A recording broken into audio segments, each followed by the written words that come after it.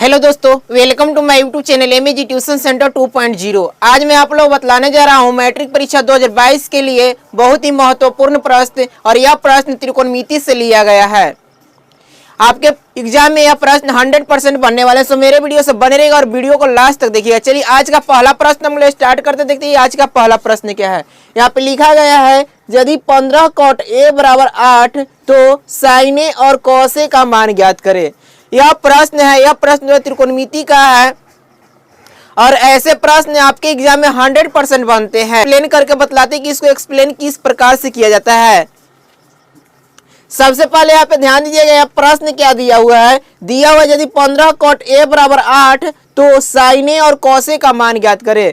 प्रश्न क्या दिया हुआ है, यदि 15 cot a बराबर 8, ठीक है, 15 cot a बराबर क्या दिया गया है, 8 दिया गया है। 15 cot a बराबर 8 तो sin a और cos a का मान ज्ञात करना है। सबसे पहले यहाँ पे देखिए sin a cos a दिया गया है, हो सकता है कि कुछ और दे दे, sin a और cos a की जगह पे कुछ और दे दे, जैसे sec a का मान निकालने के लिए दे सकता है, या tan a का मान ज्ञात करने के लिए दे सकता है। इस प्रकार से इस जगह पे कुछ और दे सकता है। यहाँ पे करना क्या है, यह प्रश्न को देखिए किस प्रकार से हल किया जाता है। यहाँ पे जो दिया गया है, सबसे पहले इसको ध्यान दीजिएगा। 15 cot a बराबर क्या दिया गया, 8 दिया गया है। इसमें हम क्या करते हैं, सबसे पहले देखिए एक समकोण त्रिभुज को हम बनाएंगे। एक समकोण त्रिभुज के बनाते हैं, और इसको इस प्रकार से समकोण त्रिभुज के बनाने के बाद इसको हम नाम देते हैं। यहाँ पे नाम दे दिए A, B और C। इसका B कोण क्या ले लेते हैं, B कोण समकोण लेते हैं, यानी 90 डिग्री हो जाता है। इस प्रकार से एक समकोण त्रिभुज बन गया। तो समकोण त्रिभुज के भुजा क्या क्या होता है, इस वाले भुजा को हम कर्ण बनते हैं, ए वाला भुजा जो होता है लंब होता है, और ये नीचे वाला जो भुजा है इसको आधार बोला जाता है। यहाँ पे प्रश्न में क्या दिया गया है, 15 cot a बराबर 8, 15 cot a बराबर क्या दिया गया है, 8 दिया गया है। ठीक है, इस प्रकार से दिया गया है। यहाँ पे ध्यान दीजिएगा, थोड़ा सा इसको कैलकुलेशन कीजिएगा। तो यहाँ पे हम यदि 15 को इधर साइड चेंज कर देंगे, इधर लेकर आ जाएंगे, तो क्या बच जाएगा, हमें बचेगा, इसीलिए क्या हो जाएगा, cot a is equal to 8 बटा क्या हो जाएगा, 15 हो जाएगा। इस प्रकार से 8 बटा क्या हो गया, 15, यानी cot a का मान क्या आ गया, तो 8 बटा 15 आ गया। जब cot a का मान 8 बटा 15 हम ज्ञात कर लिए, तो हम cot थीटा का सूत्र अब थोड़ा सा ध्यान देंगे। cot थीटा बराबर क्या होता है, तो यहाँ पे cot थीटा यानी कि cot a बराबर क्या हो जाएगा, तो cot a बराबर क्या होता है, आधार बटा लंब होता है। cot a बराबर क्या होता है, आधार बटा लंब।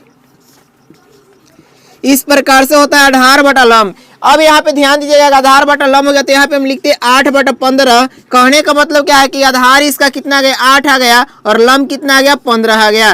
तो 8 बटा 15 का मतलब क्या, आधार क्या हो गया, लंब 8, और लंब क्या आ गया, 15। अब यहाँ पे ध्यान दीजिएगा कि ये के लिए कह रहा है, तो ये वाला भुजा ये है, इसलिए यहाँ पे लंब कौन सा भुजा होगा, ये वाला लंब भुजा हो जाएगा। नीचे वाला BC भुजा क्या होगा, लंब, जबकि आधार कौन सा हो जाएगा, AB हो जाएगा, तो इसको हम देंगे आधार। इस प्रकार से अब यहाँ पे क्या करना है, आधार की जगह पे आधार और लंब के जगह पे लंब को हम रख देंगे। तो आधार कितना दिया गया है, आधार दिया गया है 8, यानी कि ये भुजा क्या हो जाएगा, ये भी भुजा 8, और लंब कितना दिया हुआ है, 15, यानी कि यहाँ पे क्या कर देंगे, 15 कर देंगे। इस प्रकार से हम कर लेते हैं। अब बच क्या गया, 2 भुजा हमें मालूम चल गया। 2 भुजा की लंबाई जब पता चल जाता है, तो तीसरी भुजा हम आसानी से ज्ञात कर लेते हैं। वो पाइथागोरस प्रमेय से आप ज्ञात कर सकते हैं, या तो डायरेक्टली उसके लिए एक सूत्र बनाया गया है। जैसे कि इस भुजा को हम नाम क्या जानते हैं, कर्ण, तो हम कर्ण बराबर डायरेक्टली यहाँ पे हम सूत्र लिख सकते हैं कि कर्ण बराबर क्या होता है, तो कर्ण बराबर होता है रूट अंडर लंब का स्क्वायर, लंब का स्क्वायर प्लस क्या होता है, आधार का स्क्वायर होता है। तो यहाँ पे हम क्या करेंगे, आधार का स्क्वायर कर देंगे।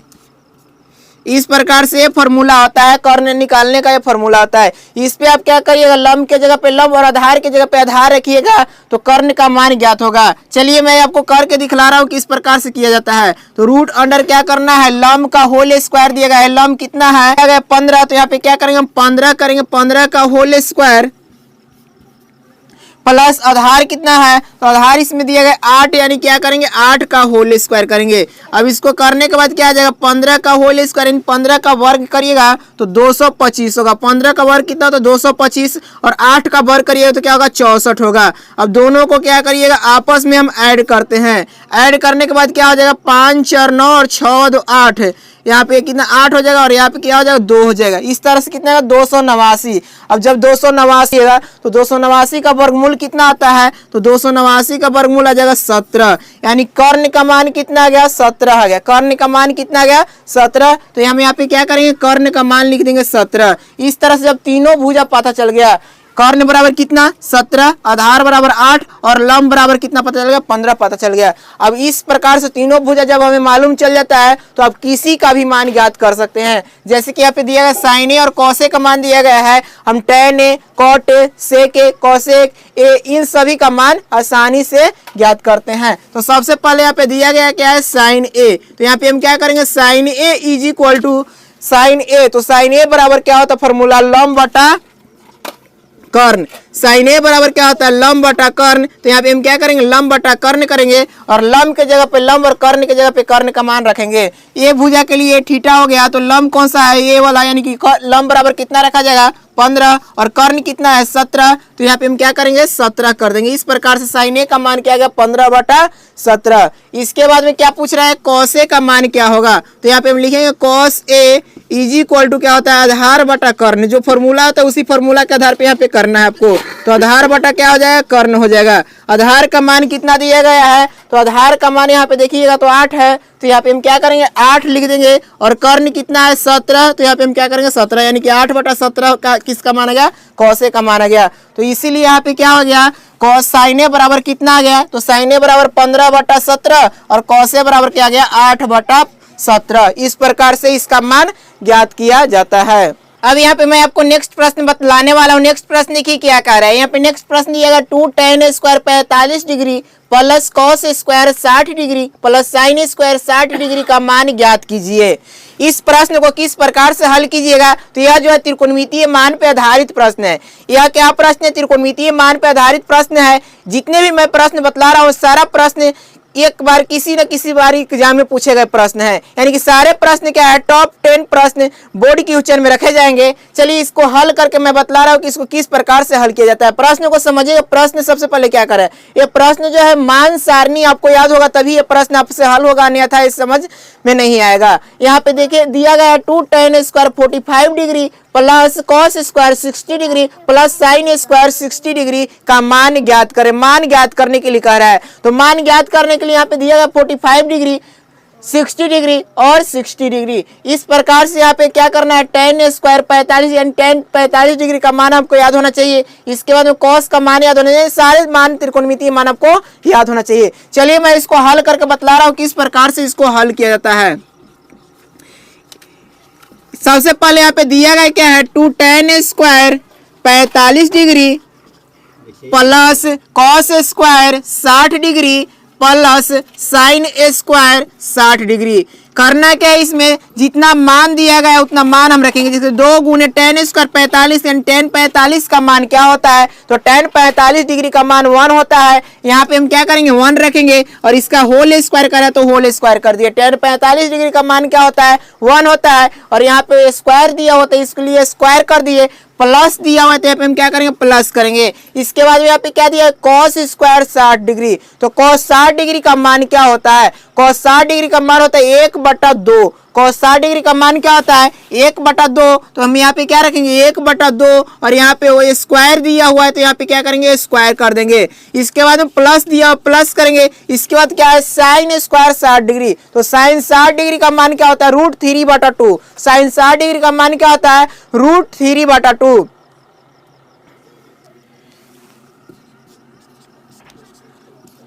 इसका स्क्वायर अब कर देंगे, स्क्वायर दिया हुआ है तो अब इसको आप कैलकुलेशन कर लीजिए और जो इसका मान आएगा यही क्या हो जाएगा इस प्रश्न का वही आंसर हो जाएगा। सबसे पहले हम क्या करते हैं यहाँ पे देखिए किस प्रकार से कैलकुलेशन किया जाए। 2 गुणे यहाँ पे करेंगे 1 का स्क्वायर करेंगे तो क्या होगा 1 और यहाँ पे 1 का 1/2 दोनों का स्क्वायर दिया गया है तो 1 का स्क्वायर क्या हो जाएगा 1 हो जाएगा और 2 का स्क्वायर करिए क्या हो जाएगा 4 हो जाएगा। फिर प्लस दिया प्लस करेंगे, फिर यहाँ पे √3 का स्क्वायर दिया तो √3 में √3 से गुना करेंगे। 2 बार जब गुना किया जाता है रूट में तो क्या बचता है 3 बचता है। इसके बाद यहाँ पे क्या दिया 2 का स्क्वायर करिएगा तो क्या होगा 4 होगा। यहाँ पे √3 का √3 से स्क्वायर करने पर 3 क्यों बचा इसका मैं बतला रहा हूँ समझिएगा।